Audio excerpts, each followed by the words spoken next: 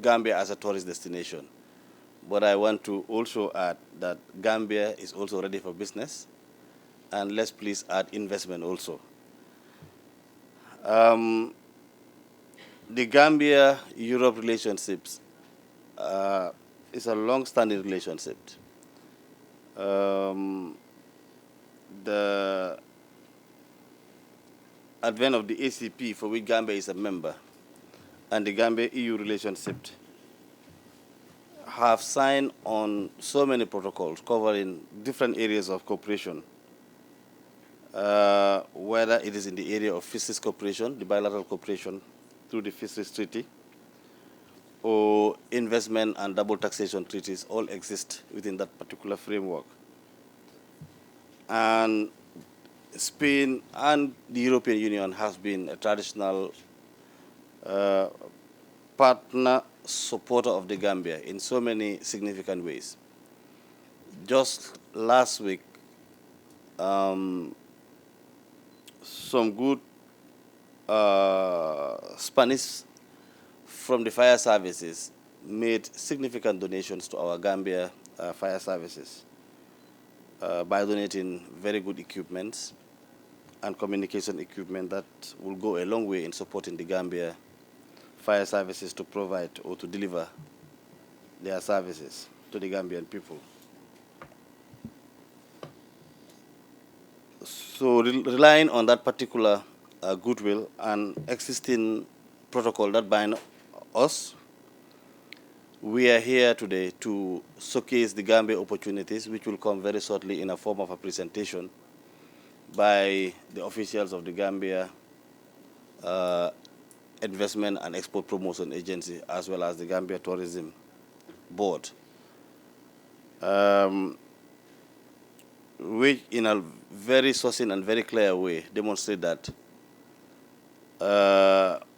the governance environment today exists in the Gambia. And I dare also say that Africa beyond the Sahara or the Maghreb, the Gambia is the closest to Spain. We are very close to an extent that I think with a direct flight, we're talking about 4 hours. You'll be in the Gambia. And that was why when I was coming here, I asked about, but where is Binta? I hope we'll get to see them because they need to restore their services back to Gambia. It's very important for us. Our mission, that is the Gambia Embassy in Maghreb, as well as some of Gambia's friends, such as Shonia, have been doing a very good job representing us here, sharing with the Spanish authorities and, of course, the Spanish businesses what obtains and what is available in the Gambia. And today we would try as much as possible also to reinforce that messages. Our message is very, very simple. Gambia is peaceful. It's now transformed from a very difficult past to now a governance environment with democracy. And we are very constitutional and governed through the rule of law. And yes, the opportunities are there. The opportunities are there at the national level, but also at the regional level, which is ECOWAS, but also through the wider Africa Continental Free Trade Area, which provided a huge market of over 300 million people. So we are inviting everybody to come and have a look. And we can assure you that the return on investment is good. And it's about time that you avail yourself the opportunities to come and invest in the Gambia and to also do business in the Gambia. On a face-to-face as well as continue to build on human relationships, we are here to establish that relationship. Our offices and our services are available and making sure that we are here to develop friendship, but also to develop partnership in a way and manner that will be win-win for all of us, but to assure you that we'll be available to make it sure that your investment is protected and is guaranteed. And you can be really assured of that. I wouldn't say much because the presentations available to you will demonstrate exactly some of the pointers that I've just shared with you. And luckily also for me today, I have the ambassador who can also do the political statements. So I am just here to support him and also to encourage you and to request that please beyond this particular visit, it should not end here. We need to exchange cards. We need to also establish a very good working relationship that will either see us actually make significant trade and investment between Gran Canaria, Spain, and the Gambia. That is our desire and that's our wish. Thank you so much.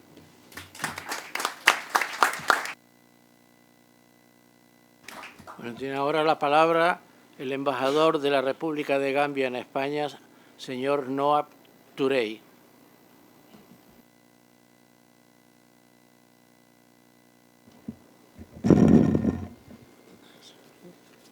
Muchísimas gracias, señor José Segura Clavell, Director General of Casa África. Thank you for hosting us. I read my statement as follows. Mr. Motseka, Chief of Staff, Office of the President. Again, José Clavell, Director General of Casa África. Mr. Padilla, Director General, Relations with Africa, Government of the Gran Canarias. We have the CEO of GAIPA, Mr. Senghor, that is the Gambia Investment and Export Promotion Agency, is here from the Gambia. We have Mr. Sarada Konate, who is the CEO, the Chief Executive Officer of the Gambia Chamber of Commerce and Industry, an important person as well. He's here. She's here, rather. We have the Director General of the Gambia Tourism and Hospitality Institute, Mr. Lamin Singate, who is also here with us. We have Mr. Andrew Silva. Mr. Andrew Silva works for the EU Partnership Office in Gambia. They are supporters of this initiative. And of course, we have staff from the embassy. I have my deputy and Mr. Lamin Demba, who is here, and other staff, the Director of Tourism at the office, Mr. Lamin, the Finance Attaché, Ms. Bintu, and of course, Mr. Njai, who is our first secretary. We're all here to support this initiative. It's very important and daring to us, not only as an embassy, but as a government as a whole. So I say on behalf of the staff of the Embassy of the Gambia in Madrid and my humble self, it is our distinct pleasure to welcome you all to this business investment forum here in the beautiful city of Las Palmas de Gran Canaria. This event marks a significant milestone in fostering international cooperation and exploring new horizons for economic growth and development. Today, we are gathered to spotlight a nation rich in potential and brimming with opportunities. The Gambia, known as the smiling coast of Africa. The country offers a unique blend of vibrant culture, strategic location, which is just around across the Atlantic in 2 hours by flight, and a welcoming business environment, as was alluded to by Mr. Ceesay, making it an ideal destination for investors seeking new opportunities. The purpose of this forum is to create a bridge between investors and the diverse sectors within the Gambia that are ripe for investment, whether it's in agriculture, tourism, energy, or technology. The Gambia presents a land of opportunities for innovative and profitable investment. My fellow colleagues who are experts in their own rights will give in-depth presentations why the Gambia is your best investment-friendly country. In that regard, we have the Gambia Chamber of Commerce, we have the Gambia Investment and Export Promotion Agency, as well as the hotel school. They will all give detailed presentations as to why we could invest in Gambia. But notwithstanding, please allow me to share a few compelling reasons why the Gambia stands out as a prime investment destination. That is why the Gambia could be chosen and trusted as an investment destination. One, it is strategically located, meaning it's very close to Gran Canaria and especially Las Palmas. As I said before, with direct flight, it's just about 2 hours across the Atlantic. So that makes it very, very conducive for investment by in the businesses from Gran Canaria. It has a stable political climate. Again, that has been alluded to by Mr. Ceesay, the Chief of Staff. The Gambia is a vibrant democracy. It's a multi-party democracy, and all operations are based on the rule of law. So any investment will be definitely protected by the existing laws of the country. I'm sure the GCCI will elaborate more on that. Businesses are free to bring in as much capital as possible, and they are free to repatriate their profits. And the investments are guaranteed by laws which are based on common law and can be applied across.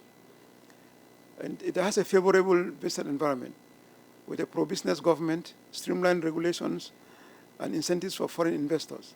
The Gambia is dedicated to creating a business-friendly atmosphere that encourages entrepreneurship and innovation with no restriction on repatriation of profit, as I alluded to before. The Gambia's economy is growing and has been on the upward trajectory driven by sectors such as agriculture, tourism, and services. The growth is supported by ongoing infrastructural development and policy reforms aimed at enhancing investment climate. We have a few natural resources. Most importantly, the land is fertile. The River Gambia is a great source of water, which is required in industry. And of course other natural resources, especially to boost the tourism sector. Throughout today's forum, you will have the opportunity to engage with key stakeholders, including government officials, of course, who I mentioned, business leaders, and industry experts from the Gambia. I encourage you to participate actively in the discussions, explore potential partnerships, and gain a deeper understanding of the vast opportunities that await you in the Gambia. In closing, I would like to extend my heartfelt gratitude to our hosts here in Casa África for providing us with the wonderful venue, and to all the participants for taking the time to join us. Your presence here signifies a shared vision of prosperity and collaboration. We give a special thanks and appreciation to our friend and partner, Sonia Arab, for putting all this together. We want to thank you immensely for your patience, professionalism, and genuine love for the Gambia. I also convey appreciation to the Gambia Investment and Export Promotion Agency and the EU Gambia Partnership Office for their financial support to this valuable mission. And finally, to the President of the Republic of the Gambia, who is ably represented here by Mr. Ceesay, for approving the mission and delegating him to represent him at this important forum. Together, let us embark on this important journey towards mutual growth and success.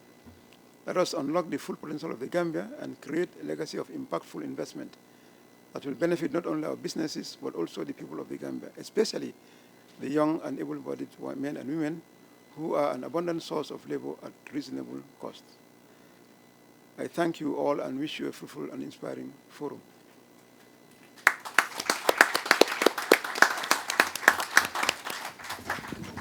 Bueno, a continuación, los que estamos en la mesa nos vamos a desplazar a la primera fila para ver la proyección del vídeo sobre la República de Gambia. Gracias. A place of tranquility, peace, and stability in West Africa. From the moment you land in the Gambia, you feel the warmth of the country and the kindness of its people. Strategically located on the Atlantic coast, it is a hub connecting you to the world. Our close proximity of 5 to 6 hours from Europe, and combined with our membership of the African Growth and Opportunities Act and the African Continental Free Trade Area, create special access to these three markets, over 1 billion people and multiple countries without duties.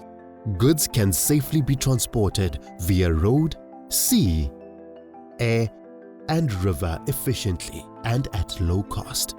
As a small country, you are never too far from your mode of transport. There is also land available for you to establish or expand your business. Our climate supports horticulture all year round. While other countries are off-season, we are always at our peak. The potential of organic farming is vast. There is an infrastructure and network that connects farmers with buyers. The Gambia offers low operating costs and no corporate tax for 5 to 10 years, with the possibility of an extension through the Investment and Export Promotion Agency known as GAIPA. At GAIPA, we're here to assist you. We have direct contacts with ministers, ensuring additions are made without delay, and procedures are done quickly, saving you time and money. The true secret to business in the Gambia is its people. We have a young, dynamic workforce that is dedicated and passionate. Our manufacturing industry is well organized. There is an established infrastructure of factories, making it easy to invest and develop. With access to raw material, it is possible to complete the process of manufacturing here. Our industry can expand and become a production country for other countries.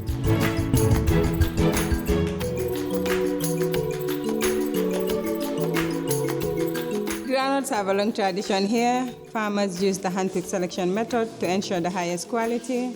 With our storage facilities throughout the country and depots along the riverbank, transportation to the processing plant is simple. We also have premium quality cashew, the best the sub-region has to offer. The sector has great potential in terms of large-scale production for exports. Our fish stocks are one of the strongest along the West African coast. The government makes sure that these stocks remain healthy.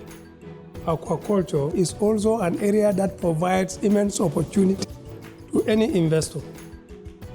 Many companies already process, package, and export their seafood products from here. Made in the Gambia can be part of your business.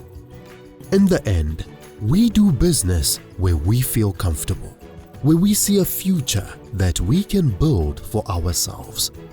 Everyone knows the Gambia as a place where people are accepted. They know there are exciting opportunities waiting for them. We invite you to come to the Gambia and to see where your journey will lead you.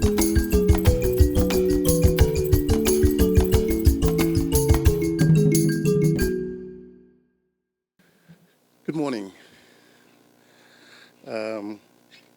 My name is Bankin Jai. I'm the first secretary at the Embassy of the Gambia. And I'm just going to give just a brief synopsis and highlights about policy reforms in the Gambia. Obviously, we've seen the videos and with the presentations that have gone on in the opening statements, we already have a clue of what Gambia has to offer. As I said here, my role is just to give synopsis and highlights of policy reforms.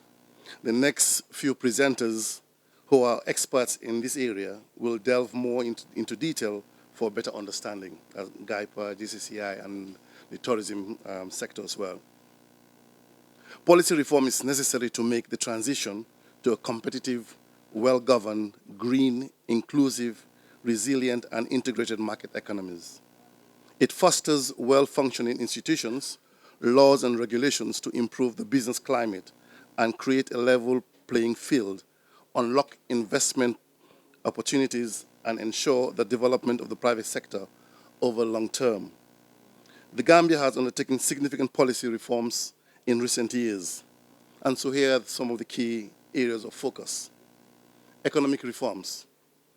The Gambia Economic Update 2024 highlights the country's economic growth Amid global challenges, real GDP increased by 5.3% in 2023, driven by improved agricultural and industrial production.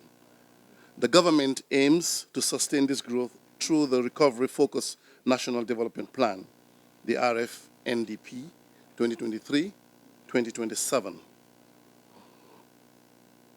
So obviously, therefore, in these reforms, the key is creating a conducive environment for investment. Tax incentives, we heard about the corporate tax reduction. The government has reduced corporate tax rates to attract foreign investment. Tax holidays, new investments in policy sectors such as agriculture, tourism, and renewable energy can benefit from tax holidays for a specific period. Custom duty exemptions. Exemptions on import duties for capital goods and raw materials can certainly, for certain sectors, to lower operational costs. Investment promotion. The Gambia Investment and Export Promotion Agency, GAIPA, was established to facilitate and promote investment. GAIPA provides a one-stop shop for investors to streamline processes and obtain necessary approvals, and we'll hear more from them. We already saw the video, again, which illustrates their rule. Democratic reform. The 2018-2021 National Development Plan outlines pillars for democratic reform, including restoring the rule of law, which we are enjoying now, advancing transitional justice, and transforming the security sector. This plan reflects extensive consultations with stakeholders. Security sector reform. The security sector reform, SSR, has been implemented in the Gambia since 2017, covering the military, police, and intelligence services. Efforts are currently focused on the implementation of reforms in key security institutions, including the Gambia Police Force and the Gambia Immigration Department. The Gambia has been implementing SSR processes to recover from the consequences of ex-President Yahya Jammeh's 22-year rule. The departure of the former president was a pivotal moment for the country. The tax systems in the Gambia are currently undergoing reform, overseen by the Tax Reform Committee. I mentioned a few of the tax exemptions before, and this comprehensive process addressing tax policies, administration, and computerization. Recently, the country has undertaken a groundbreaking step towards modernization by transforming its tax collection system. This initiative promises increased revenue generation and enhanced compliance, making a significant milestone in the government's broader efforts to reform the tax administrative system. My ambassador spoke about the repatriation of profits. Repatriating profits in international business can be complex due to regulatory requirements, and these may include restrictions on capital repatriation, withholding taxes, etc. However, investors in the Gambia may repatriate profits and dividends through commercial banks or licensed money transfer agency at prevailing rates. All these efforts aim to strengthen governance, promote inclusivity, and drive sustainable development in the Gambia. It is therefore our task and our desire to see investors come to Gambia and invest for mutual benefits, both for the Gambia and for their own private objective as well. So thank you very much for your attention.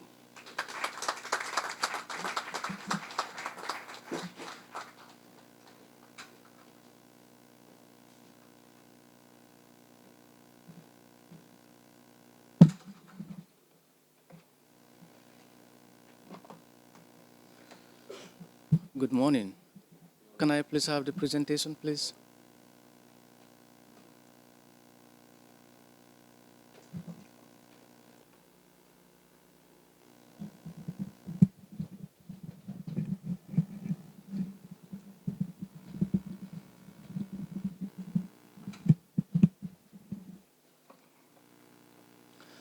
Good morning. My name, once again, is Babukar Kamara, and I am the Senior Communications Manager of the Gambia Investment and Export Promotion Agency called GAIPA. you have already seen, sorry, thank you. Okay, thank you. You have already seen the video played to show how investments and even export promotion is facilitated in the Gambia.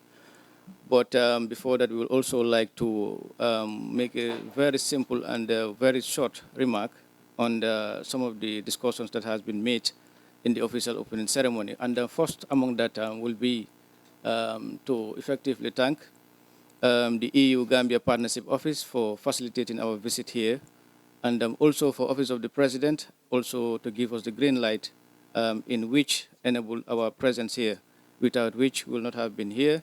And also we wish to thank the Gambian Embassy as well as Sonja for all the facilitation. Now, the Gambia Investment and Export Promotion Agency, before I start my presentation, was created by an Act of Parliament in 2015. And the primary mandate of the agency is meant to promote and facilitate investment, export, business enterprise development, and also do a leading role of advocacy in terms of policy reforms for the government and to enhance the conducive business environment for private sector participation. Now, we start the presentation. My presentation outline will focus, of course, on 7 key areas, and it's just a 10 slide. We will try to be as much as precise. And one of it is the Gambia in 100 seconds, 1 minute 30 seconds. We want to give you what the Gambia is all about in terms of geopolitics, geography, and what have you. And the key important element, why do you have to invest in the Gambia, and the priority sectors that are available for investment, as well as the priority sectors that are available for export, promotion, and facilitation, micro, small, and medium enterprise development, which also falls in our mandate as a government entity, and also the incentives we provide as a country and as a government. And finally, what next? And if time permits, we'll also run into brief questions, because anywhere you present, people are entitled to at least ask 1 or 2 questions. And what next will entail a lot in terms of, we don't only want this forum to be a forum where we just come and speak, make a presentation and leave, and the next minute's reports are written and find themselves in cells. We want to make sure that at least we transform the contacts that we are going to generate from here to contracts for meaningful development of both areas. Now we head into the presentation. In terms of our independence, of course, we got independence in 18 February 1965. And if you go to Wikipedia about Gambia, you will get all this information. Our political system is the multi-party democracy system, where a president is voted in every 5 years, and a parliament is constituted, as well as the judiciary as an independent entity. We have 8 major local languages, with the majority being Mandinka. Of course, you have a minority 7. And we also have a population of 2.8 million, and this was according to the 2023 population estimates. As we speak, there's a population census in the Gambia, which is conducted every 10 years, and we hope in the not too long we'll have those reports available on the latest figures. And population growth is projected at 3.2%, and the density is 176 people per square kilometer. And our official language, of course, is English, because we were colonized by the British. And our capital is Banjul, formerly called Batos in the colonial system. We also have 7 administrative regions, and with the majority being the West Coast region, where you will have the hotel industry, you will have many of the TDAs. And we also have an area of 11,295 square kilometers. That is not much compared to other parts of the world, out of which you only have the 10,000 square kilometers being the land, and 1,295 square kilometers being river. And that is where our prominence lies, because the river Gambia is so much navigable compared to other parts of the West African bloc. We move into the economic variables. GDP as per 2023 was $2.36 billion, growth at 5.3%. And there's strong indication that after post-COVID recovery, and some forces biting the global economic downturn, we are projected at least around 5.8 in 2024. FDI inflows is captured around $760 million, and is prominently being done at the level at 2 areas. One, the diaspora, which remit remittance into the country to do construction and other areas, and the other is investors that are also coming. These are separate figures. What we're capturing here is for the FDI. These are investors coming into the country. Excuse me. And inflation is 11%. Some may term this as high, but it's not high compared to other parts of the world. You have greater economies like the United States, England, where figures have swelling up more than this. You also have agriculture to GDP in terms of contribution is 22.8%. Industries and 20.6%, services 56.6%, and the unemployment rate is 35.2. That's a problem, and that's where we need more investments to come in so that we can at least create more employment for a youthful population that has almost about 65% of the population. And this is why, too, in the opening remarks, there were a lot of issues about irregular migration, and this is due to the high rate of unemployment, and this is why also we want to seek for more investment to make sure our young people stay and have decent jobs that will make them stay at home. Now, the key element, why do one have to invest in a country? This will, the question that is going to be asked by any investor, why should I invest in your country? Give me maybe 1 minute, explain to me. I want to know, I don't have time. This is the answers. And one, like been said by the Chief of Staff Office of the President, we are a stable and very peaceful country. Gambia has been known as the smiling coast of Africa because we smile a lot, but in our hearts too, we are very peaceful. We don't have much problems compared to other parts of the world. We don't want to name names. Proximity and access to major international markets, including ECOWAS, the African Continental Free Trade Area, everything but arms is an European, of course, policy. AGOA, that's the African Growth and Opportunities Act, and bilateral agreements that are captured between the Gambia and other parts of the world. These are all instruments that are available, making why you should invest in the Gambia, because the guarantees are all embedded into it, and also our proximity to Europe, Asia, and the Americas. By flight, if you have a direct flight here, it's almost about 3 to 4 hours. And even in US, if you also have a direct flight, it's not in less than 5 hours. To UK, it's almost about 3 to 4 hours. So once you have invested in the Gambia, in terms of exporting, it doesn't take you time for your goods to be here. You can harvest in the Gambia, and in the evening you can sell in Las Palmas. Now, the other element is liberalized free market economic policy, which is anchored on capitalist economy. And we all know this, the benefits in terms of a globalized world. And we also have attractive investment incentives. I will do it later because I carve it out as a special element for you to understand what incentives are we providing as a country. And also improve business environment and quick business registration turnaround time.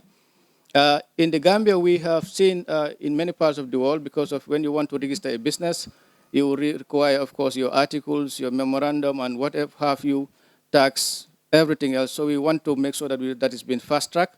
Once you come to the Gambia, you approach us, we can facilitate everything for you, because as part of our mandate, it's not only to promote, but also to facilitate. So you don't have to rush around from one department to the other. You just come to GAIPA, we make sure that everything you need is being done, and in a very, maybe less than 24 hours, or nothing more than at least 72 hours. We also have strong government commitment to partner with private sector, to PPs, joint ventures, and what we may have. In terms of government, there's a very strong government commitment in the advent of the new democratic dispensation, and we have seen the proliferation of many private entities in the Gambia doing public-private partnerships and joint ventures. This is also a reason why you should come and invest in the Gambia. And also the most fundamental element is security guarantee. An investor will want to know, if I spend my money, what security am I entitled to? If there's a problem, if there's a breach, if there's anything that happened, how would I get my money back? And to assure you that on this, we have the national constitution which guarantees, which is the supreme law of the country, which guarantees investment, and also embedded into the GAIPA Act of 2015. And GAIPA is also part of international investment bodies that are also defending the interests of investors across the world. And we also have, like I said, the GAIPA Act, the World Bank, MIGA, and other lateral arrangements that the Gambia is part of, because we did not exist like the Chief of Staff, like the Ambassador said previously, in the former government. It was a bit difficult, but with the advent of the new democratic government, which is now almost 8 years in power, things have changed and we are back to democracy and everything is working fine. And the other element is we are highly visible, upcoming, and we also saw so many private sector participation in the Gambia, taking over businesses and investing. Reason being, as you have seen in the video, you don't only have to say, I am being reminded of time, but don't worry, I'll make it up. We don't only have to say, for example, you have to bring investment because the market size is not available. Like I said, market access, you can access ECOWAS, you can access the AFCFTA, which is 1 billion. ECOWAS is over 400 million. And this is also, but also the most important element is you can come build an industry and re-export from Gambia at more cheaper price because of the availability of, the short distance to Europe, America, and every part of the world. The other element, we have cheap labor cost. Rates are not expensive. If you want to invest, you have many people. As you may know, the poverty index permits some of these things to come down for the simple reason that labor is as cheap as $2 per day. So that's very reasonable for a company that has to do a lot of investment. The other element is easy access to decision makers, including political authority. For example, it's different from other parts of the world where you have to book an appointment, be screened, and everything else. For this, you come to GAIPA, we call, facilitate, and there you go. You meet with them and discuss with them. And we also wish to thank the Office of the President through the Chief of Staff, who has been very much instrumental in that light for big investors coming into the country, granted easy access to political authority for speedy decision making. The other issue is about protection against expropriation. For example, we have talked about expatriate capital repatriation.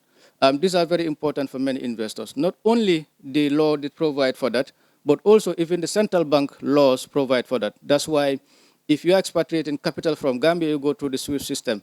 We don't have control over that. It's an international system. Anything that is legal that goes through that system is fine. Everything that is illegal is flagged international, not from us. So we assure you that you can do everything that you want to do at that level. We also have independent valuations. Also, we have now the availability of land.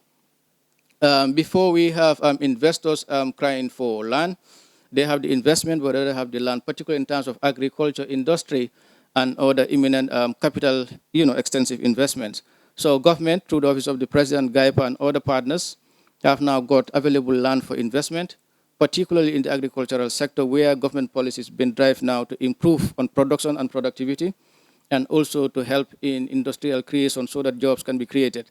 The other area is non-interference interference in business operations. We don't interfere, and government does not interfere. So long as you come, you have your investment, things are going right, you don't see us. Your money can go back easily. The other element is right to profit distribution. You have the right to distribute profit anyhow based on your share capital for your stakeholders and whatever you may have. The banks and accounts, like also been said by my colleague, banking from the High Commission, the same thing, transfer of funds, entry and exit of foreign investors. You can come anytime you want to come in the country, pass through the airport, get to a hotel, next minute you are in your business, and the other day you can fly out as you may wish. No restriction, nothing on immigration matters. Don't worry about that. The other element is one-stop services. We also have one-stop services to complement, like I said, the turnaround time that we are talking about, so that you approach GAIPA. Even if you need immigration services, you can tell us. You forward your documents to us, we facilitate. So you don't have to go anywhere. Once you want to come and invest in the Gambia, contact us on www.gaipa.gm. You send us everything, or GAIPA, info@gaipa.gm. You send us whatever you want to send us, then we facilitate for you. Now, the private sectors for investment. We have almost about 7. In fact, we have more than this. But these are key elements that we want to look at. And the reason being agriculture, we have agriculture, tourism, transport, manufacturing and industries, energy and petroleum, ICT and digital economy, fisheries, and more importantly, economic zones. Why economic zones? Because we have rationalized as a country that our development is dependent and we have to move away from that syndrome. The best element to address that is to have an economic zone where you have so much investment that will also generate export, trade. The benefits are numerous because one, it offsets our trade balance deficit, and also provide for us foreign revenue in terms of foreign currency, and it also helps other parts of Africa to cheaply and untimely access either raw materials or finished products for the market. Like I said before, you have ECOWAS 400 million, and you have African continent 1.3 billion. So that's a lot for any investor to tap from. And agriculture is a very fundamental, agriculture and manufacturing. These are also very fundamental areas we want investment on. And we have seen other parts of the world, particularly, of course, Spain and other Western European countries in how much they also invest in renewable energy. And we also want to tap that because there's high dependence in the Gambia on fossil fuels, and these are not sustainable. So we want investment in those areas.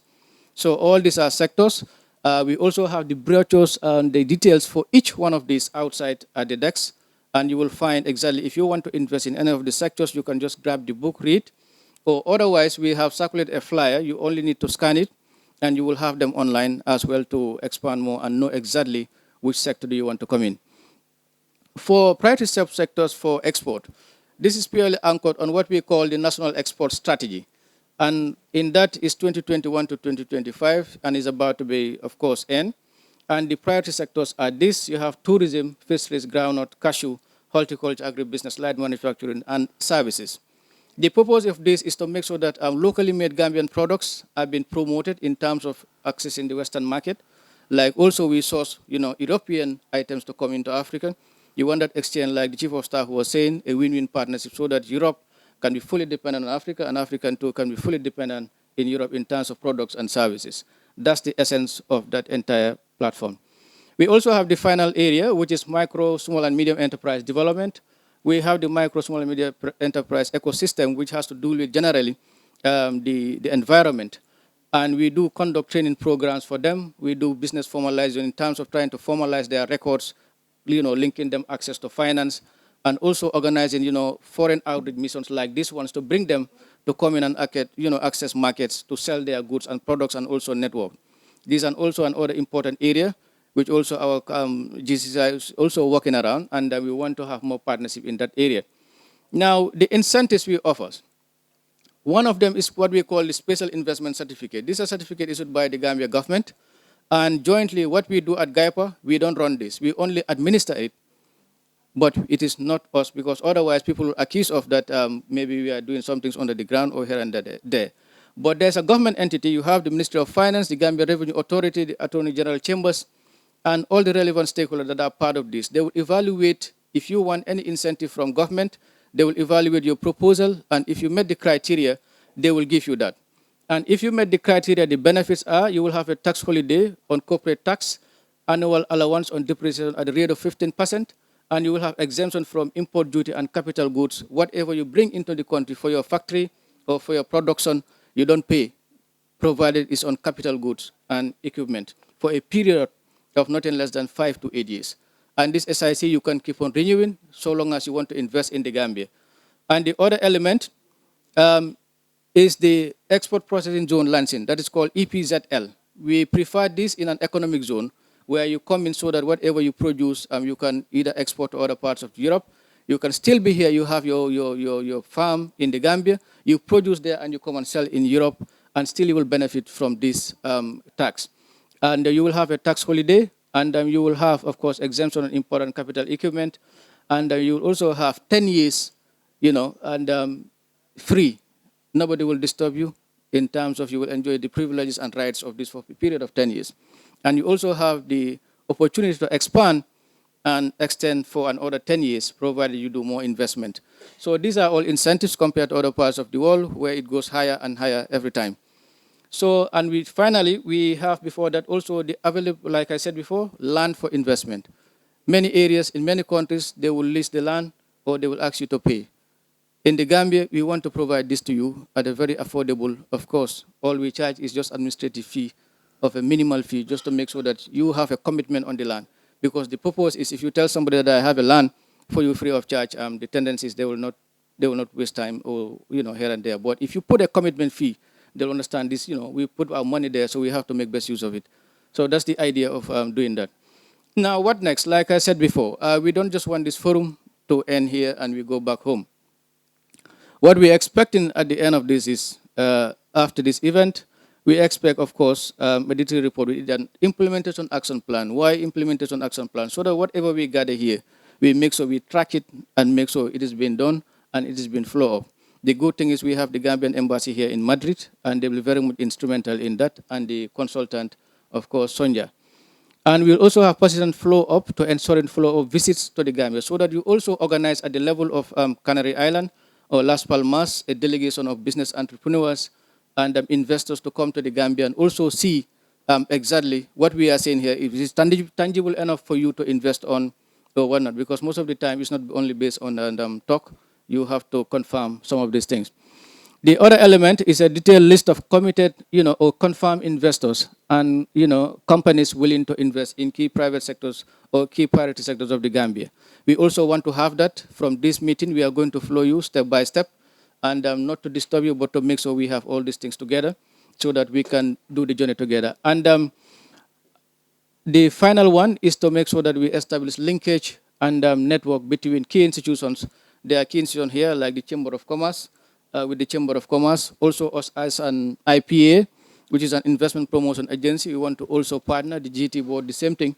So we want also these things to be properly formalized in the form of MOU and also implementation action plan, so that we understand properly where we're heading to in due course. And the final one is a focused intervention approach on key sectors to facilitate more private sector investments in the key areas that are identified, which are also good for our economy and also for Europe in terms of providing services or to the consumer population, which is agriculture, tourism, manufacturing, construction. And this we expect both us, GAIPA, GCI, and the Gambia, of course, High Commission and other key partners to all come in. So on that note, we thank you more, and we hope that you will invest in the Gambia, and the things will not only stop here. We will take the partnership further and try to, of course, change, of course, the contacts to contracts. Thank you so much.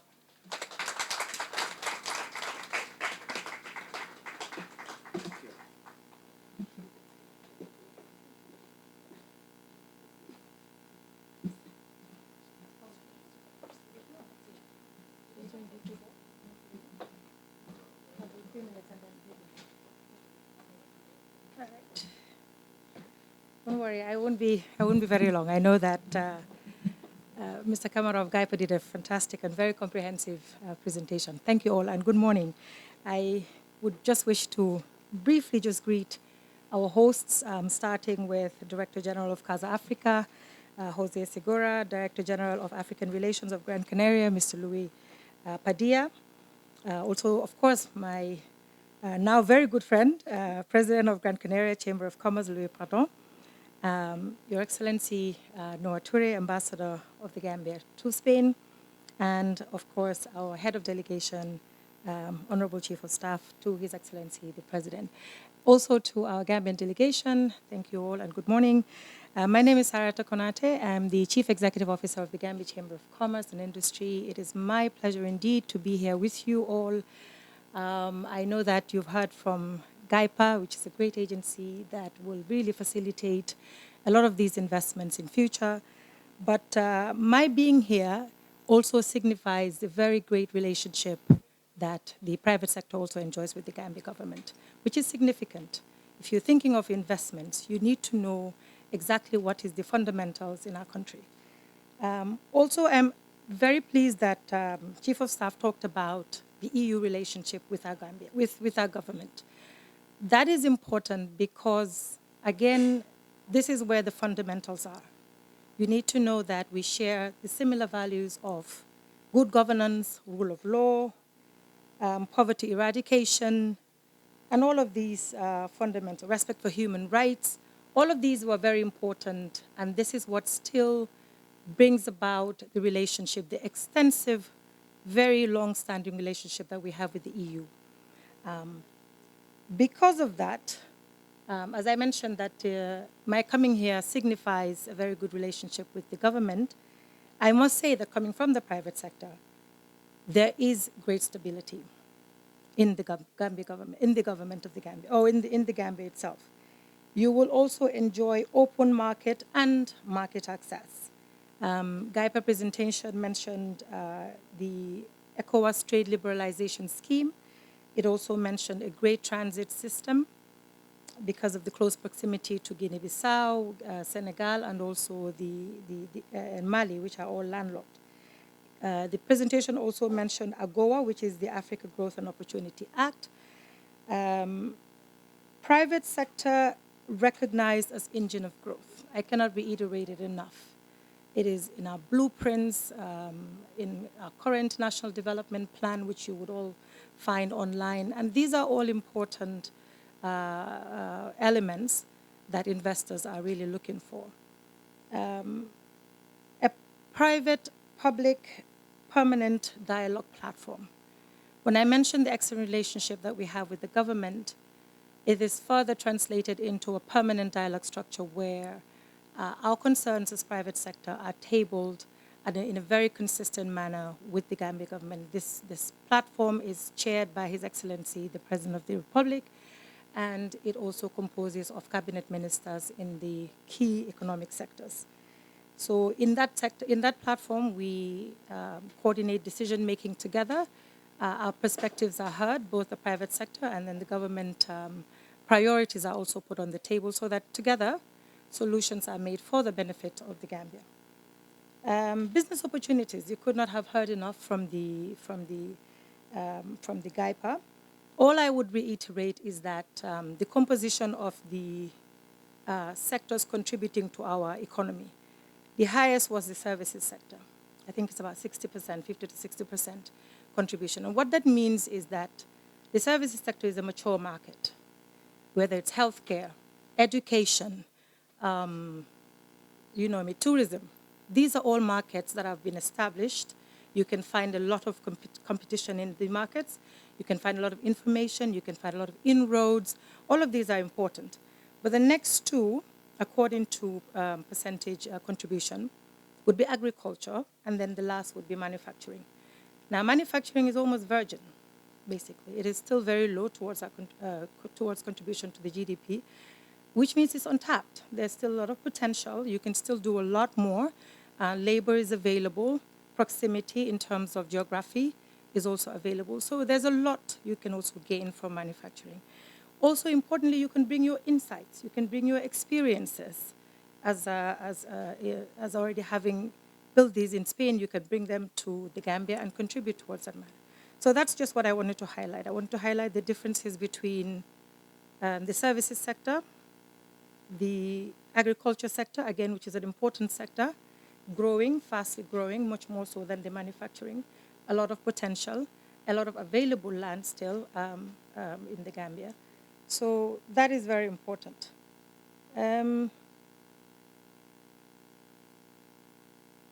Lastly, just a little bit about my organization. It is 57 years old. We were established in 1967. For the most part, for the good 20, 25 years, we were concentrated mostly on advocacy and representation of all the sectors in the Gambia. But more importantly, we have transformed into a project management and project development type of organization where, apart from capacity building and support to the MSMEs, excuse me, we also coordinate a lot of projects. I will just name one, which is in 2020, just around COVID, we were able to coordinate and implement a 500,000 euro project by the EU, which was promoting investments in culture, creative arts, sports, and enhancing resilience against climate change in local communities. The project ended 2023. It was a 3-year project, but very useful indeed. Created a lot of impact in the culture industry because there was a like for instance in culture, in traditional culture, wrestling, traditional wrestling, that was it. So with traditional wrestling, it is not a very common sector or sport that is promoted. So this intervention really helped and secured that. I was told that I have 1 more minute left. I wish to thank you all for this opportunity, especially the EU Partnership Office in Gambia for facilitating. I come also to the government of the Gambia for their willingness and cooperation and commitment to this. Thank you all very much, and looking forward to.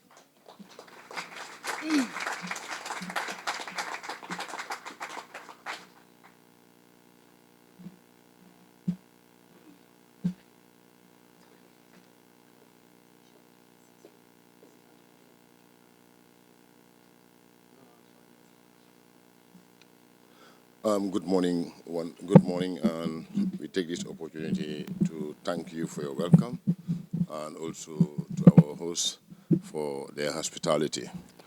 Now, what I want to discuss is cases of success, particularly in reference to manufacturing.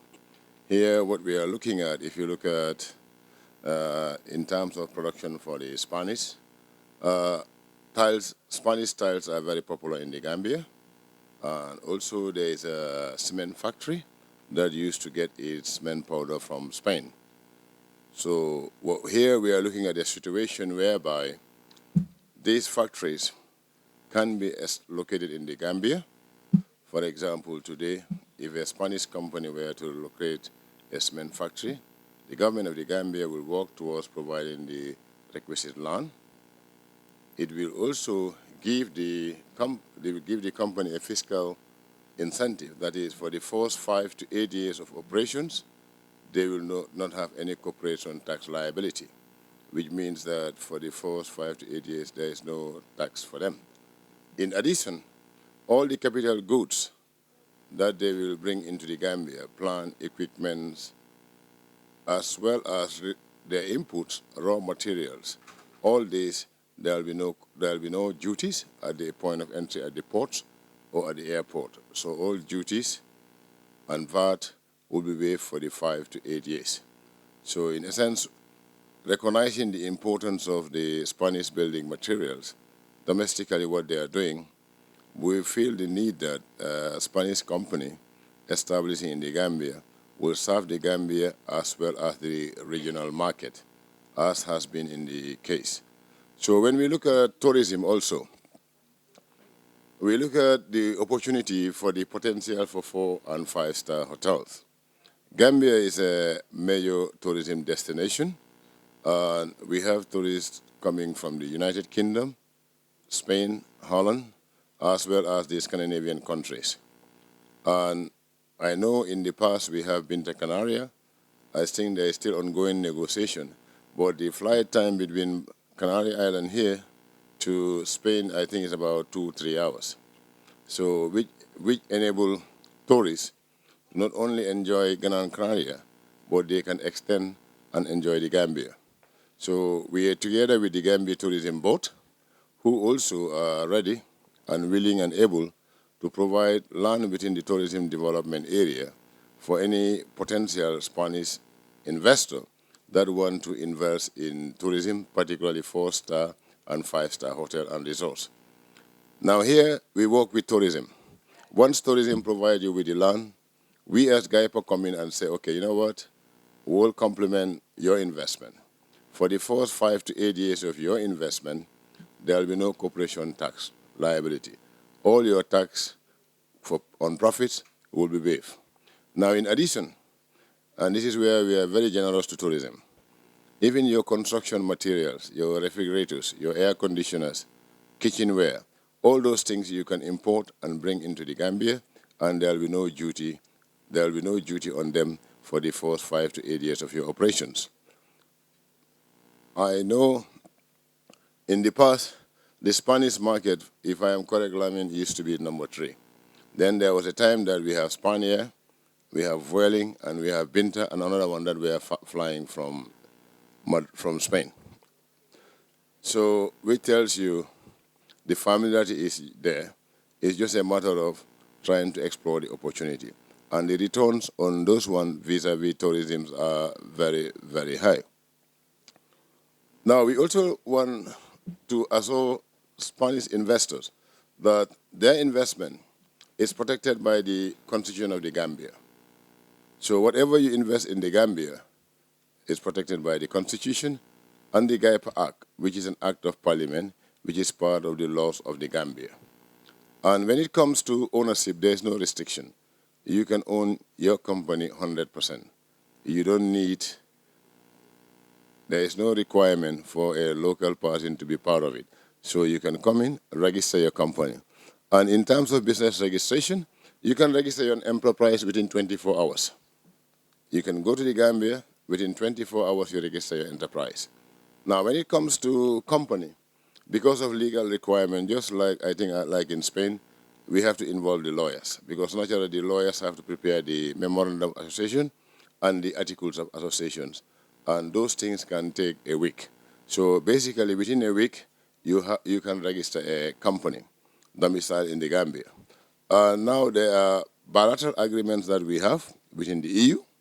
We don't have a quota system, so you can produce whatever you want in the Gambia and export it back to the EU without any tariff, because we have that bilateral trade agreement with the EU. So you can also explore the American market from the Gambia, particularly those that are in the garment and textile industries. Here what it means is goods made in the Gambia can be exported to the United States without any tariff or any quota. We don't have a quota system. You can export as much as you want, and there is no tariff at point of entry in the US. So this is an opportunity where you can domicile a company, an existing company in Spain here can relocate a subsidiary, domicile in the Gambia, take advantage of both the EU as well as the US market, as well as the Turkish market. Now, we are talking about the Africa Free Trade Area. Today, goods produced in Spain, when they go to Africa, they pay duty. So what we are saying now is, if you have a factory, manufacturing, or even a service center that you domesticate in the Gambia, you can produce anything in the Gambia, send it to Morocco, send it to South Africa, send it to Egypt, to Nigeria, all these countries without no duty, and there is no quota or restriction. So we will be available to discuss this further with all potential investors and those that have interest. So we can also work together and guide you. In the Gambia, we operate a one-stop shop. From the airport, back to the airport, you are our host. We will ensure that government provide all these services. Government have no business in your business, as far as the law is concerned. But just like in Spain, there are regulatory institutions. For example, those in the food industry naturally will have to have health and safety. But again, GAIPA will facilitate those licensing, those facilities, because we believe that any company, for example, if you are producing cement, there is standards and there is quality, which already you are used to in Spain. So naturally, it will be very easy for us to guide you. And this is what we have at this stage. I hope my time is not up, but naturally, we are welcoming, and we look forward to receiving you. We are available till, I think, till Saturday. So we will provide we are at our hotel. Anybody who needs us can contact us, and then we can have a one-to-one discussions so that we can guide you to the process of doing business in the Gambia. Thank you very much. Thank you.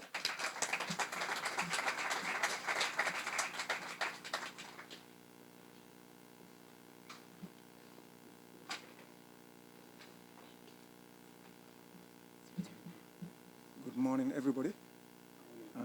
My name is Lamin Fati. I am going to be as brief as possible. Sometimes it's also not easy that people have been sitting for a while, and then you have to come and talk to them again. But one thing that I want to say is that it's a pleasure for me to come here. Las Palmas is a place that, since when I was a child, that we've been hearing about it. And even when I grew up, it has still been echoing everywhere that you go. So my coming here is actually a great pleasure, because yesterday when I was coming, first when I was at the airport, I said, oh, I'm going there this time. It's like a pilgrimage. And then when I was arriving, I said, yeah, so this is the place. Then when I was in the car coming, then I was also looking around and said, I have been there. So it's a pleasure for me to be here. And for Gambia, we want to be like Las Palmas. And that is why this engagement that we are having is actually very important. Usainu Senghor, who has spoken before me, is a veteran who has worked with the Gambia Tourism Board as my superior and also as somebody who had made tremendous achievements when he worked with us. And that is why he could easily talk about most of the things that he was talking about.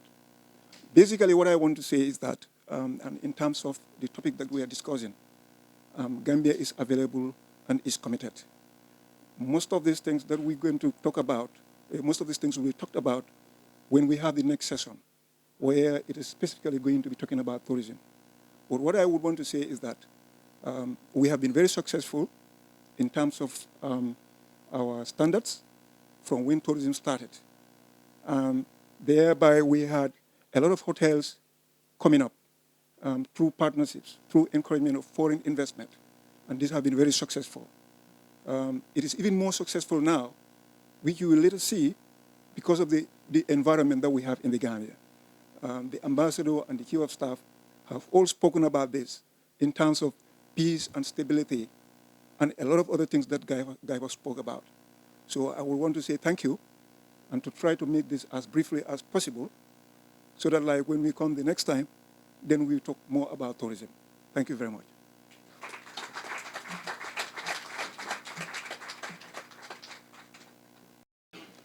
Did you hear the question? No, yo soy inversora, ¿vale? Yo hablo en nombre de Casa África, pero vamos, que es una curiosidad como ciudadana, ¿no? Que se me plantea. Who wants to answer the question? Tiene que haber un socio local a la hora de constituir la sociedad. Do you want to answer? Yo no puedo responder. Thank you very much. As far as the laws of the Gambia are concerned, you don't need to. You can register enterprise as yourself one person, but in terms of registering a company, it always have to be two people. I believe that just like this in Spain here. So you will have 99% shares, for example, you own it, maybe you give your daughter 1%, then that's your 100. But within the law, there is no restriction in foreigners, non-Gambians owning a business 100%. Thank you. Otra pregunta que quieran hacer sobre el tema de invertir o montar una empresa en Gambia. ¿Dudas? ¿En serio? Qué poco preguntones están hoy. Es lunes. Necesitamos un café. ¿Ninguna duda más? ¿No? Ok, entonces, thank you. They don't have any doubt then. Buenos días, good morning. Very happy here to make a short presentation about the touristic evolution of our island, Gran Canaria. We will go very shortly into how this tourism model was built, we will go back to the 60s and very quickly up to now, seeing as well the positive and the things that could have been changed at the same time. At the first time we speak about the tourism model, Gran Canaria is a model. The tourism model is a modelic because of its evolution. I want to point out the two pieces of this, the two elements of this touristic model, which is first the core, which we are popular for, this mass tourism of sun and beach, the typologies, the segments. We have mainly the sun beach is very developed, but we have diversified in the last 20 years a lot. We have a lot of different tourist typologies here. And as well the markets, mainly the German, it was Central Europe, mainly the German and the British market, but as well Scandinavian and mainly all European markets. Yeah? And we have the core, and at the same time, this core depends from a frame. We have a legislative, a fiscal, the use, which establishes the use of the land, which are high bureaucracy actually, and on the other side, we have the infrastructures, the touristic services. Then for the resident, our housing policy of building houses, the training, education, all the storytelling about the tourism, and the carrying capacities, the management of the carrying capacities, which are 5, but mainly 4 we will speak about: the ecologic, infrastructural, social, and psychological. And the demographic control, which is now very very actual. So I'm actually a very big fan of our touristic model, of our core, of our touristic model, but at the same time, very critic about how it is managed. We have a core and a frame, which is how is the core managed. So we will go back to the phases of the tourism cycle, which are like every product in the marketing: introduction, adaptation phase, the most important, the growth. Then it comes to maturity, and in the maturity it can go up, down, or find a stabilization. The main important is that by the growth, by building audience, attracting tourism, there is a parallel line which assegurates that the locals as well go in the same direction.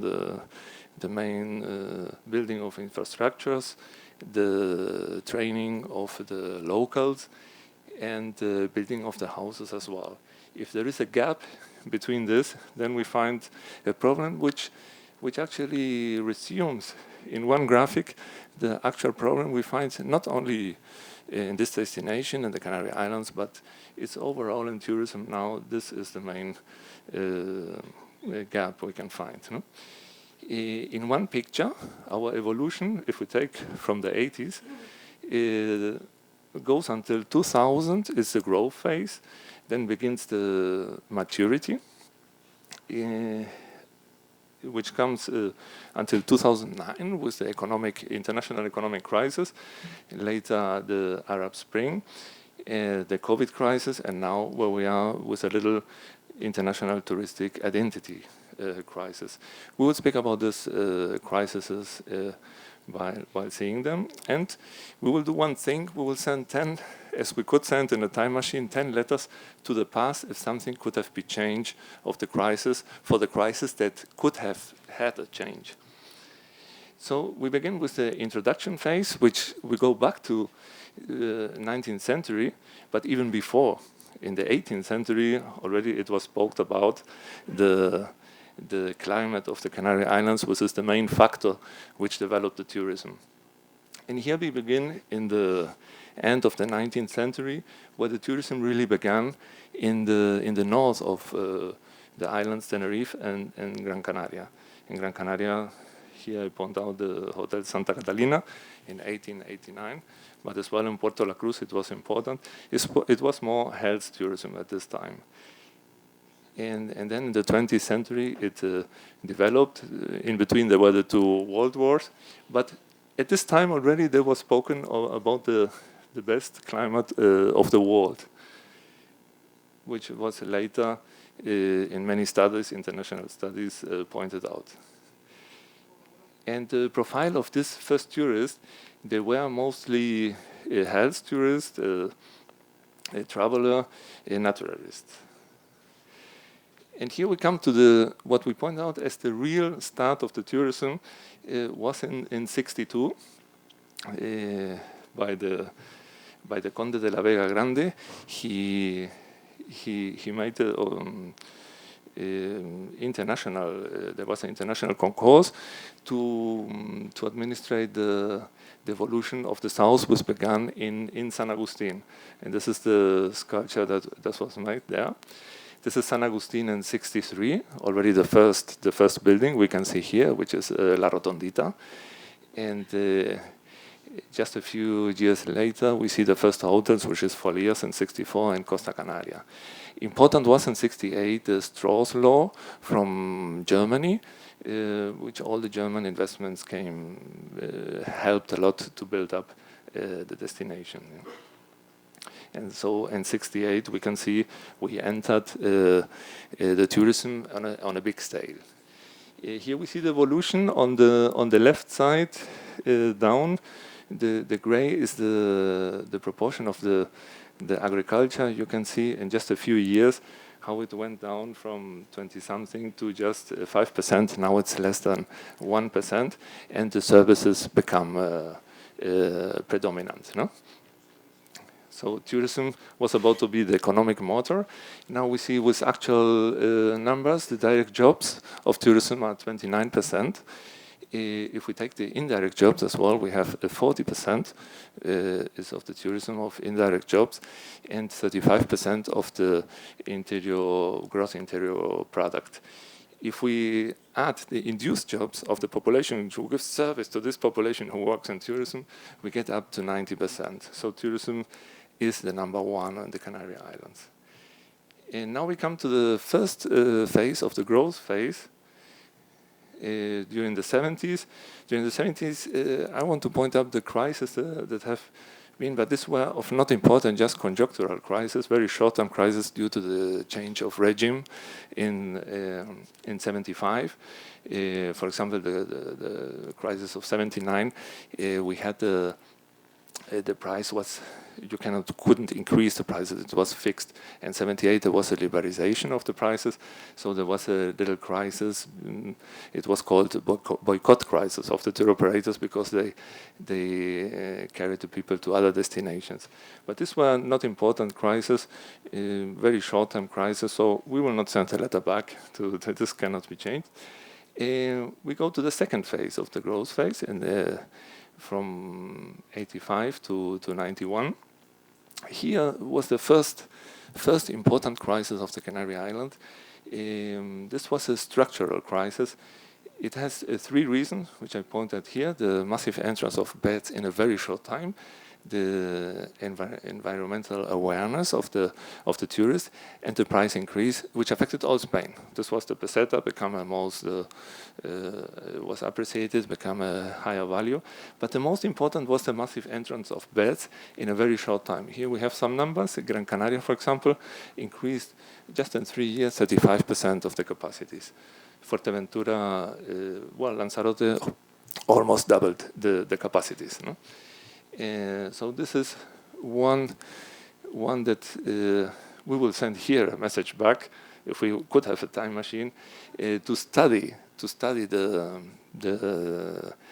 development of the market in order not to introduce so much beds in a short time. This was something very punctual because the demand finally found again the place, and this was distributed. But the structural, this were 3 years in which many properties changed of owners. It was the first really crisis of all Canary Islands, no? Not only Gran Canaria. And the growth came again. So after this, in '91, it continued. It was only from '88 to '91, as well because of the war of Yugoslavia, and we always profited from the bad happenings in other destinations. No? And what happened in the 90s, all the capacities grew a lot, and Gran Canaria, as the only island, had the first, what we call the moratoria turística. This is a moratorium of beds accommodation. It was the first from '92 to '98. In '92 it was stopped, all the licenses.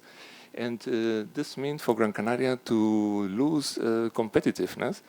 You can see in the middle the structure of the allotment capacities. In dark there is the extra hotel beds. These are the bungalows and apartments. And on gray there is the hotels. Gran Canaria was not developing quick enough what the market was demanding, which are the hotel capacities. And by this stop, it couldn't develop even more, and it kept back compared to the other islands. No? Here we see at the very top there is the island Tenerife in red, and in blue under is the Gran Canaria. If you go back to the '86, you see even Gran Canaria had a higher these are not the capacity. These are the tourists, the arrivals. Had more tourists, but during the 90s it was developing more and more, and as Gran Canaria stands still in the development, so from then on Tenerife took 1 million more tourists per year. So the second message we sent back is to warn about the danger of a moratorium of hotel constructions without studying well the market. No? A tourist moratorium can lead to a significant loss of competitiveness for a tourist destination if it's not studied like it was at that point. And there we had a moratorium of only one island, the others had not. Now we come to the maturity phase. In the year 2000, Gran Canaria and all the Canary Islands entered in a maturity phase. Normally in the marketing, the growth is over, but here the big growth had to become later. And why? Why this happened? Here we can see the year 2000 was exactly when Gran Canaria entered, and 2001 all the other islands as well. It is a phase of a life cycle which is mainly caused by aging of the tourism product. In this case, there were two factors. The intern factors, aging of the infrastructure, of the allotments, and of the vacational concept. There were no development of leisure products. And external factors, there were other destinations like Turkey coming very, very quick to the market with new products. So at this point, another message back to the tourism planifiers of this time, the maturity phase is avoidable by keeping all the products. Actually, in the year from then on, the tourism, the accommodation sector did a lot of renewals. Now we find our hotels, it's difficult to find a hotel that is not up to date in renewals, but the infrastructures kept always behind. They were not developing together. And here are this infrastructure. We can define different levels of infrastructure development. One is only the basic, changing a street, renewing a street. But others are looking for the future. For example, now the most actual is adapting to the climate change. There cannot be built more avenue at the sea without place height to the sun. So I will go a little bit quicker because of the time. Then we had another moratorium. This was for all the islands in this time. The effects were unexpected against what was expected. They were developing more beds. At the same time, there came more population than ever. Here we have all the population increase from the 60s. You see that in the first decade of the 2000, there were 400,000, more than the double that all the decades before. These are the effects of the moratorium, even significant bed loss. And then we sent another message for the constructors, for the planifiers of the last decades, of the warning of a moratorium. Doing without any dates, without the planning, can have the contrary effects of what you pretend to have. No? So we come to the year 2009.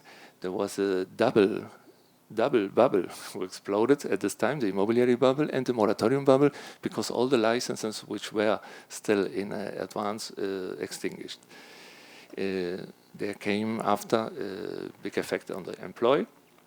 And we go to the post-stagnation, to the time between 2013 and 2020, which was very interesting because there was a big growth. It's again a growth in the maturity phase. The spring, the Arab Spring came there, the appearance of the vacation, the holiday rentals, the third moratorium of hostelry, and you can feel already the congestions. The infrastructure congestions were evident at this time, and later the crisis of Thomas Cook. There was a record in 2017, was our actual record, touristic record is in 2017, which will be renewed in this year, is expected to be renewed in this year. We saw that we developed so much touristic laws, and there is a jungle in laws. So here is the next message Sorry that this one is not translated. It's a simplification of the bureaucracy and to put all together the laws. If one law goes after the other, at one moment they are contradictory between themselves, and this will cause confusion, which is at the moment, and juridic insecurity at certain point. We have a record, but the infrastructures were on the limit because they were not developed at this, in this speed. So we have in the carrying capacities, the infrastructure, and in some points the ecological were on the limits. So we sent another letter for the developers of these years to develop the infrastructures at the capacities, and the tourism is developing. We come to the COVID with the changes, and we come to this phase now after the COVID, which is a very quick going up again. And we expect this year a touristic record. Again, the holiday rentals took a record in beds. We are speaking about between 30 and 35% of the accommodations at the moment. So we expect a record in 24, but we have congestions, we have especially the social carrying capacity is coming to the point now. So we sent an urgent letter back to our planifiers to put a permanent monitoring of the social sustainability as well. If you develop the touristic area, you have to look here. I put two examples. The storytelling. The storytelling was missing all the time. It tells the population about tourism. Most of the population doesn't know that they depend on tourism in this case, no? 90%. And one very important, as the Professor Jafari pointed out in the last 10 years visiting us here, to make a permanent following up of the satisfaction of the resident with the tourism. How to do with you do interviews, for example, 1 or twice per year, and have a lot of items until minimum 10 where they can point out. So if you find just a small, when you find a small change, then you can react in time. This we never did at this time. So it's a follow-up of the satisfaction of the resident. At the same time, we have well, the holiday rental coming up. So the holiday rental as well need a regulation, which is on process now. And we have a new record, but we are importing a lot of professional workers from outside when we are expected actually as a tourism potency, high tourism model to export, not to import professionals. So the other message for our planifiers from the past is to work on the training and education from the school. It's not only the training, it's the education in school of languages, training, disposition to service. We have a very high disposition to service. The Canarians have the hospitality in the blood, but this has to be maintained as well. You cannot suppose that this will keep always like it is. It has to be maintained. And the attitude. And the attitude is a part of it as well. No? If the subsidiaries are very attractive, this has to be, especially the Generation Z, has to be brought these values of the previous generations. No? And now the last letter to the planifiers of the past. We have a new record, but we have difficulties to create a diagnosis of what is happening. There are many projects, many table of studies now, just to create a diagnosis, and the reaction is very slow. The reaction of the policy is always behind, but far behind. This has to be quicker. There must be something, an entity that manages the tourism or helps to manage the tourism in parallel with a much quicker productive. And so this would be the last letter if we would have a time machine. We don't have it. Now it keeps to manage the actual situation, which is a very different strategies as this. Thank you very much for the attention. If you haven't, thank you for your exposure. If you have any questions, ¿tienen algunas preguntas, dudas? Anybody from the Gambia? Noha Touray, your ambassador, please. Good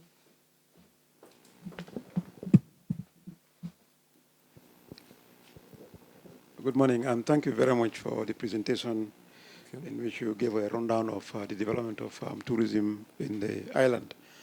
And, you know, the Gambia is also a tourism destination, and we have also a development phase. Okay, but what I want to say or ask is that I remember in the 1980s and maybe in the 90s, we used to have tourists from Gran Canaria visiting Gambia in those days. They would come for a day or two and then come back to Las Palmas or Gran Canaria, wherever. I just want to ask, but that has stopped. What model was that based on?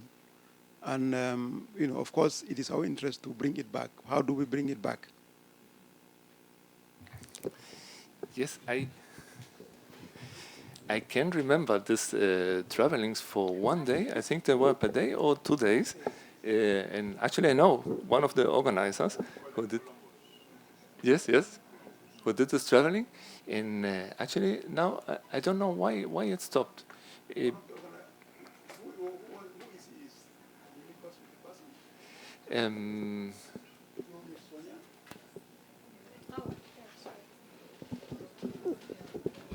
Yes, you said you know one of those who did that before. Yes. Could you link us with him or her through? Yes. Yes. You can. I think I can find. Jerónimo was the one who had this. Jerónimo, no? She knows him. Jerónimo.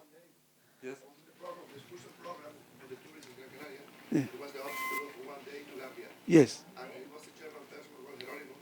Sí. Okay. Okay. Okay. Okay. Okay. Yeah, he did the tours for TUI and many other tour operators, no? Yes. But there's also Canarias Viaja de Winter. That there also, if winter, it's hopefully they will return the flights to the Gambia. They are after the idea is that Canarias Viaja, which works, it's the winter part of winter, they will also try to do the same tours as Jerónimo was doing it a long time ago.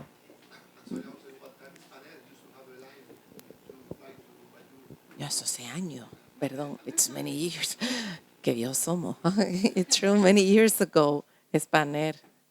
Yeah. Yes. Yeah, it has been many years ago, but we want to revive something like that, especially when we have Binta back flying. Perhaps we can find tour operators who would sell Gambia as a part of their package. So someone who could come from maybe Madrid or from England could spend some days in Gran Canaria and another day in Banjul, come back, to spread the experience. So this is something that I think we're trying to look at, yes. It would be the moment to revive this, because now the tourists as well, before the COVID, but after the COVID, we speak about the multi-optional tourists. So since 2014, 2015, it's not only sun and beach, it's active sun and beach. We see the tourists going to the center of the island, doing a lot of traveling. Now, for the first time, we have to put the doses of the people who go to the center of the island, because the tourists are going a lot of, it's not only sun and beach. It's the passive sun and beach of only sun and beach is long time over. They are very active, and this would fit into this behavior. No? All right. Thank you. Another quick question. Can you explain a little bit about the identity crisis? It was in one of the slides, just close to the maturity stage. Identity tourism crisis. Yes. Can you explain? Yeah, well, this is one interpretation, one personal interpretation of the moment now. We are living not only here in Gran Canaria, but on all islands and all Spain, and I would say international. It's when this gap, you remember the slide with the gap of tourism growth, and if you don't develop at the same time the capacity of the housing, policy of housing for the locals, training for the locals, infrastructures for the locals, then they can reverse against tourism. if you don't make a narrative storytelling about the importance of tourism, they think that they don't live from tourism, and now at the moment they can even blame the tourism for their conditions. No? At the moment there are movements about this in the Canary Islands, in Mallorca, in many destinations, speaking about limits, but they are not, I think the information is not, there is not much information they have. It's not all the time. I spoke as well about carrying capacity limits, but some indicators of each carrying capacity can be overloaded, but this has a solution. This doesn't mean that tourism has to be limited. No?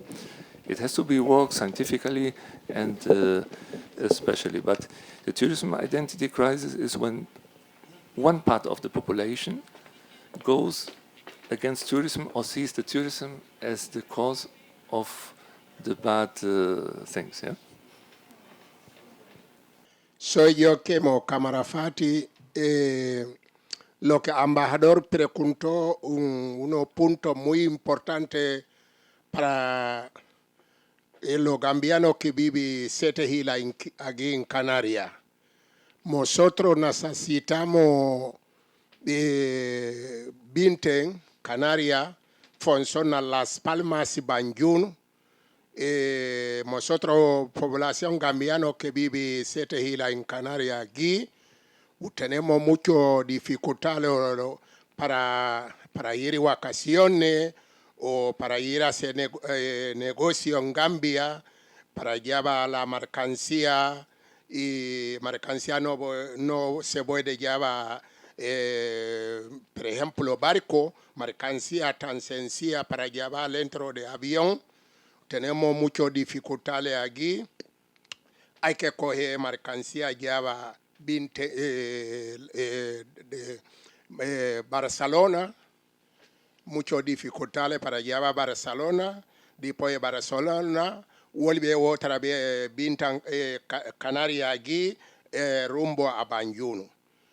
Y hay otro vuelo que va también Casablanca. Ese también muchas dificultades, porque a veces avión llega a Casablanca, tiene que aterrizar Casablanca 2 horas para tener avión para ir a Banjul. Pero, por favor, ustedes que llevan negocio, nosotros gambianos aquí deseando que 20 en Canarias otra vez volar Las Palmas a Banjul. Yo estoy encantado. Muchas gracias.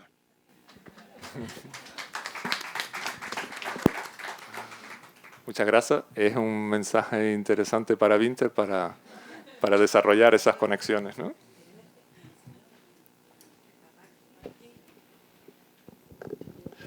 Thank you very much for the presentation.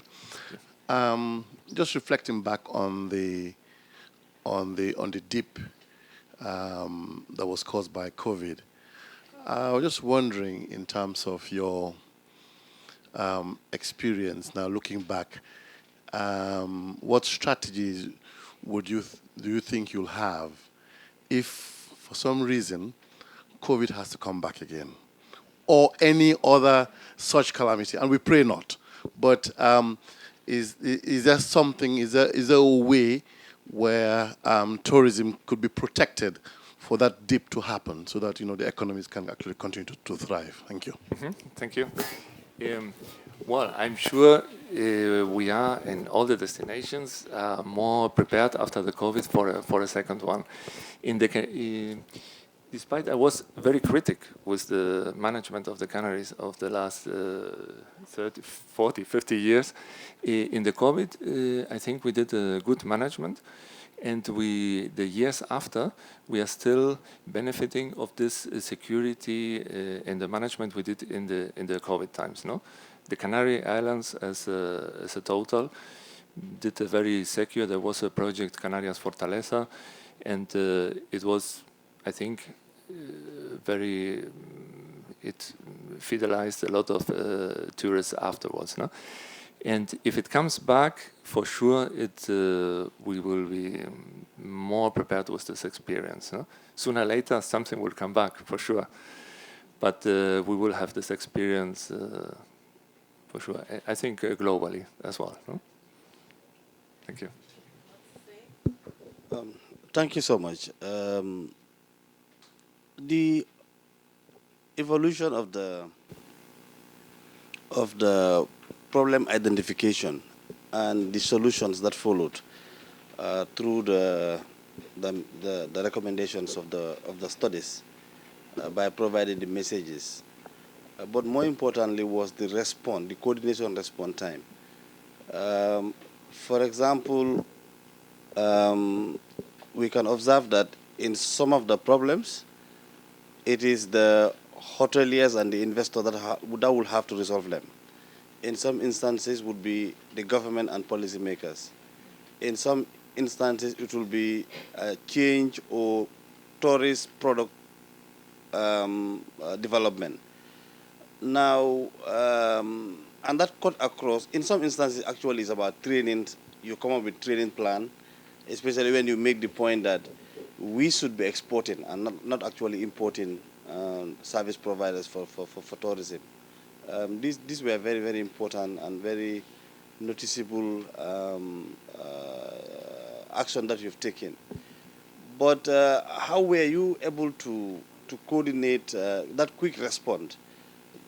The resources, the capacity, and the coordination. Because at every given problems, the response and the results were almost immediate. I don't know how that was really managed, that particular response time. Yes, thank you. This is a very difficult question because the response, actually what you said, the investors, the private, are always much quicker in reacting. You saw in the year 2000, the maturity phase, the hoteliers renewed very quick. They did their homework. They are very quick, but the public is always short and always behind, and this is the problem. It is necessary to work more together, to move together. You see, the actual problem we have, just a minority of the population makes a demonstration against tourism. And instead of having a diagnosis, the diagnosis has to be there. There are tourist observatories, there is a university, there is researchers, there is everything. There is a big budget to do research. But there is not even a diagnosis to answer properly to this minority and to say them, what is tourism for us? And and now they are working on a diagnosis. And this is how the public will be able to manage this together with the private investors, or will have to create an independent private entity to manage tourism in parallel, but not only with 4 years. This is the problem of the 4 years, but 10 or 20 years. Because every 1 or 4 years, after 4 years, if they do a strategic plan, they throw it to the bin and make a new one. And so the strategic plans are the bin is full of strategic plans of the previous one. And tourism is not a policy thing. It's politicized, but it's not a policy thing. It needs a consequent strategy of 20, 30 years, and now more than ever. And that's how it is necessary to work very together, very together. I hope I answered more or less. Yes? Thank you. Good morning. Good morning. I am Ibrahim. I introduce myself. I am Ibrahim Nya, Area Manager Africa of Binter. And I want to congratulate the delegation of Gambia, the ambassador, Mr. Touray, because the Gambia authorities are doing all their will to come back again this route, Gran Canaria, Gambia. And I think that we are doing discussion, and we have meetings in this week with the top management of Binter, and I think that we are in the way to concretize this thing. And what I want to say again is I love Gambia because I am Senegalese, Senegal and Gambia, it is one people. It is a peaceful country. And Binter in the past was in Gambia. There was flight Gambia, Gran Canaria, Gambia. I have now 2 questions. The first question is for the Gambia of tourism. What is the potential of people who travel between Banjul to Gran Canaria? If there are only the residents of Gambian people who live in Gran Canaria, or there are people who want to come from Gambia to Gran Canaria during summer. For example, in Senegal, there are many people who come during the summer in Gran Canaria with families. There are families. If there is the same potential, or it is only the resident. And the other question is, what is the best period for tourists to go to Gambia? It is during summer, during winter, or during all the year? There are both questions that I want to ask. Thank you. Thank you very much. Thank you. I'm convinced it would be a very, very good idea to establish these connections. And in my opinion, there are three potentials of this. First, to establish what Jerónimo did 20 years ago. This is for tourists who are here for 1 or 2 weeks to go for 1 day. This was going very, very early in the morning and coming very late in the evening. And this has a big success. I spoke with him many times. This was very successful. And now, as we spoke before, it's the moment for it. No? The behavior of the tourists would fit very perfect. The second is the locals of here going to Gambia, not only 1 day, but more days, to stay more days. This would be another very very interesting segment. And the third would be the contrary. Locals of Gambia coming here for a few days. And this would be not only 1 day, as Jerónimo did, but it would be longer stays, which is always more interesting from touristic point of view. So I'm convinced that this would be a very good idea, and for sure, Binter, I think I hope they will see the economic rentability of it. Thank you. In addition to that, I just want to inform our good friend here that during the green days that we're talking about, Gran Canaria was a big shopping destination for Gambia. A lot of people were coming here to buy, and even businesses were coming here to buy goods and sell them again in the Gambia. So this potential still exists because the dynamics has changed because of the lack of air connectivity. But I think Gran Canaria still is closer to the Gambia than, for example, people going to Turkey and other places to buy things and bring them to Gambia. With the relevant air connection, I think this can be generated again. Thank you. Thank you. I think I'm happy that we're just not looking at Gambian residents going back home for holidays and coming back. But the complementary packages that you talked about, extending tourist holidays in Gran Canaria to Banjul and coming back, is very, very important. And that can easily be established with the flight connection re-established. Now, with respect to Gambian coming for tourists or to shop in Gran Canaria, the potential is still there because Gambians are going to China, they are going to Turkey, they are going to Dubai. And like here with a direct flight is of 2 hours or 2.5 hours, it's much shorter and the quality much better. So the potential is there, but why are they not coming? Because like we have identified, there was a breakdown in flight connection, but also a visa restriction. And that's also something that the authorities are engaging. Thank God we've now got a charge d'affaires office established in the Gambia. But I think if the visa process is also certain, and that will also go a long way in making sure it enhances traffic. And of course, the presence of Binta and the operators in the Gambia market will go a long way in making sure that all of this thing is tidied up and re-established. Thank you. Thank you.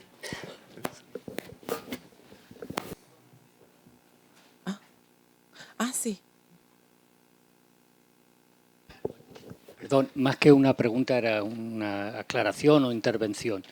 El destino de Gambia es importante para Senegal porque el sur de Senegal, Casamance, queda más cerca que Dakar. Entonces es muy importante para Senegal también, no solamente para Gambia. Es importante porque, por ejemplo, Vinter antes tenía conexiones con Madrid, con Sevilla, porque hacía acuerdos con las compañías. Entonces, no solamente era para el turismo local, era para el turismo de la península que no alcanzaba, diríamos, a ir a Barcelona con Vueling. Entonces, para eso es importante. Es importante también para las cuestiones médicas. Hay lo que llamamos turismo médico, que muchas operaciones o muchas cuestiones se hacen en España porque en Gambia no hay esa tecnología. Y luego también hay que criticar un poquito al gobierno de Gambia porque las tasas aéreas de los aeropuertos es lo que ha echado atrás a Gambia. La tasa aeroportuaria, perdona, a Vinter, la tasa aeroportuaria hay que pagar 20 euros o 20 dólares para entrar y 20 para salir. Entonces, para el turista que va o que se pretende, como planteabais, ir a un día, es muy caro, vamos, incluso para una semana. Al costo del vuelo hay que añadir 40 euros. Entonces, esas cosas, en esa negociación que dice que va a haber, sería importante, ¿vale? Yo estoy aquí como una ONG que también llevamos muchos voluntarios a Gambia durante el verano. Y luego también la estacionalidad. En Gambia el turismo suele ser de invierno, como aquí. Y en verano casi es el turismo peninsular o español el que está acudiendo allí. Entonces, son cosas a la hora de debatir en ese encuentro que para nosotros sería fundamentalísimo que se restableciera Vinter, que después del COVID no volvió nunca más y es importante. Perdón, solo eso. Gracias. Muchas gracias por las aclaraciones e importantes puntos a favor de esa conexión. Muchísimas gracias. Creo que ya llegamos al final. Antonio Garzón, gracias. Gracias a la Cámara de Comercio por aportar la ponencia de Antonio Garzón. You want to say something? Just the micro, but we need to close now. Just the last one. La última cuestión, pregunta. Thank you very much. I just wanted to reiterate what I said earlier. When Span Air and Vueling were flying, the Spanish were number 3 in terms of tourism arrival from the destination. And like he pointed out, Casamance is better served by Banjul, because if you look at Banjul Airport, it's closer to Ziguinchor compared to just in Dakar. And this has happened in the past. And we also, what we are saying now is, in our negotiations with Binta, we are lucky to have within our midst not only the ambassador, but we also have the chief of staff to the president. So naturally, whatever we discuss will get to the highest level. So all these concerns you raised vis-a-vis the $20 and others, we can discuss that in details, and ultimately it will be our gift to the chief of staff. Thank you. Thank you. That's a good idea. Chief of Staff.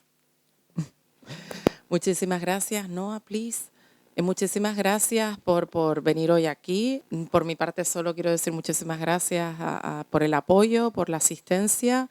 Todas las dudas que puedan tener, pues la Embajada de la República de Gambia, que es quien representa a Gambia en España, estará pues disponible para ustedes.